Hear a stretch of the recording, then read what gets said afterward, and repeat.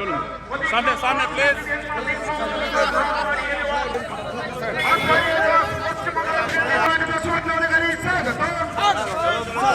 শস্য বিমার টাকা দিতে পারেননি, ক্ষতিপূরণ দিতে পারেননি। এমনকি আপনি একজন কৃষক আমাকে বলছিল, আমি যখন পিএম কিষাণ সম্মান নিধিতে ভারতবর্ষে যশস্বী প্রধানমন্ত্রী এখন অব্দি 14,60,00,000 কৃষককে তিনি পিএম কিষাণ সম্মান নিধি দিয়েছেন। বছরে 6,000 টাকা, 2,000, 2,000, 2,000 তিনবার ঢোকে। সেই টাকা দিয়েছেন আমাদের রাজ্যে 72 লক্ষ কৃষকের পাওয়ার কথা, কিন্তু মাত্র 31 লক্ষ কৃষককে পাঠানো হয়েছে নাম। বাকি যদি ভূমি সংস্কার দপ্তরের রেকর্ড আপনি খুঁজতে যান পোর্টালে, রেকর্ড আর বেরোবে না। আর পশ্চিমবঙ্গ সরকারের সব বিএলআরও দপ্তরে একটা সার্কুলার 15 দিন আগে মমতা ব্যানার্জির হাতে থাকা ভূমি সংস্কার দপ্তর পাঠিয়েছে, যে জমি কালা কালা বলে লেখা আছে সেই জমি পিএম কিষাণ সম্মান নিধি বা কৃষক বন্ধু কোনোটাই পাবেন না। তাই এই সরকার একদিকে নরেন্দ্র মোদীজির উন্নয়নের পরিষেবা কৃষকদেরকে কাছে পৌঁছে দিচ্ছে না, অন্যদিকে নিজেদের যে দায়িত্ব কর্তব্য আছে নানা কালা কানুন ফন্দি ফিকির করে কৃষকদেরকে অধিকার থেকে বঞ্চিত করে যাচ্ছে। আমরা কয়েক হাজার কৃষকের মধ্যে মাত্র কিছু কৃষককে প্রতীকী আজকে বীজ দিতে পারলাম।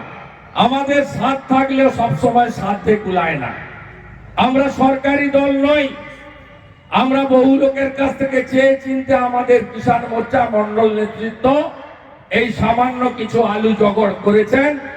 আমরা এটা আজকে করে এই রাজ্যের সরকারকে এই বার্তা দিতে চাই। বার্তা এক, অবিলম্বে পশ্চিমবঙ্গে পিএম কিষাণ ক্রপ ইন্স্যুরেন্স ফসল বীমা যোজনাতে যুক্ত করতে হবে কৃষকদের। দাবি দুই, সমস্ত কৃষকের নাম দিল্লিতে পাঠাতে হবে যাতে তারা প্রধানমন্ত্রী কিষাণ সম্মান নিধিতে যুক্ত হয়। দাবি তিন, যে আমন ধান মাঠ থেকে ওঠেনি তার জন্য বিঘা প্রতি ক্ষতিপূরণ ঘোষণা করতে হবে। দাবি চার, যে আলু বীজ অতি বর্ষণে ক্ষতি হয়ে গেছে সেই আলু বীজের জন্য ওই তাদের যে ঋণ দেওয়া হয়েছে কৃষি ঋণ, সেই কৃষি ঋণ ক্ষতিগ্রস্ত এলাকায় মুকুব করতে হবে এবং পঞ্চায়েত বা বিডিও অফিস বা এগ্রিকালচার দপ্তরের মাধ্যমে তাদেরকে এবং মুখ্যমন্ত্রীর হাতে থাকা পুলিশ দপ্তরের অধীন এনফোর্সমেন্ট ডিপার্টমেন্ট ইবি তারা কোনোভাবে এই কালোবাজারি বন্ধ করার জন্য ব্যবস্থা নেয়নি, ব্যবস্থা নিতে হবে। এটাই সাধারণ কৃষকদের দাবি। রাজ্যের বিরোধী দলনেতা রাজ্য সরকারের কাছে এই দাবিগুলো অন্নদাতা ভগবান, গড়বেতা চন্দ্রকোনা, শালবনী কেশপুরের কৃষকদেরকে সামনে রেখে আমি উচ্চারিত করে গেলাম। আপনারা ভালো থাকবেন।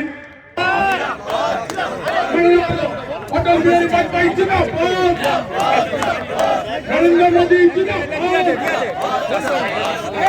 অমিত শাহ জিন্দাবাদ। ওএলএনএল ডাইরেক্ট বাইন কি ডাইরেক্ট বাইন ওএলএনএল স্লোগান দিয়েছে, বহিষ্কার করা হয়, সাসপেন্ড করা হয়েছে। এক যাত্রায় পৃথক ফল হবে কি করে? বিরোধী দলনেতা সিটে বসে সাসপেন্ড হন, আর ওএলএনএল সাসপেন্ড হয়েছে। দাদা সংসদ দেখ কেমন লাগে। শুভেন্দু অধিকারীকে সাসপেন্ড করেছিলেন যখন বড় বড় কথা বলছিলেন। কলকাতা, ভবানীপুর, আসানসোল সহ একাধিক জায়গায় আবার নতুন করে সিবিআইডি তল্লাশি হয়। তল্লাশি তো হবে। টাকা কোথায় লুকাবে? মাটির নিচে লুকালেও খুঁড়ে বের করবো। চোর ধরো, জেল বল।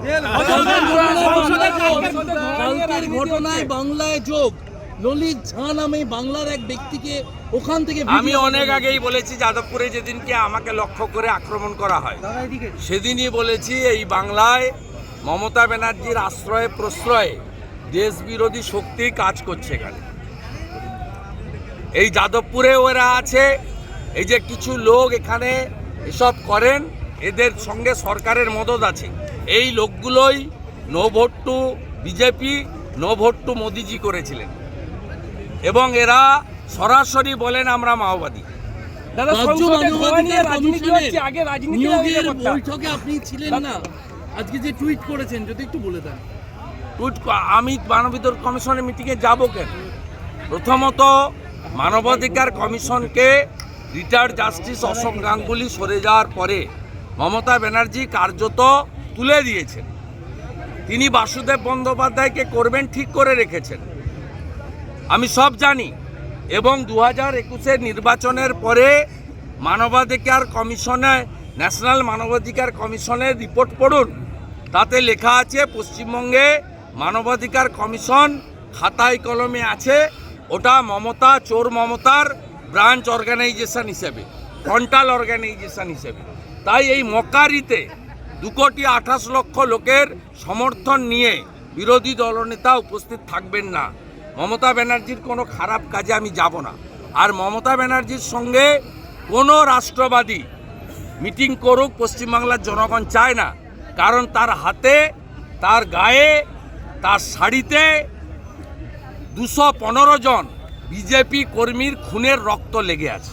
হাঁটুর ব্যথায় রিউমার্স নিন, হাঁটুর ব্যথাটা কমবে। হোমিওপ্যাথির একটাই নাম, NP Dutta and son, NP Dutta and son, NP Dutta and Son.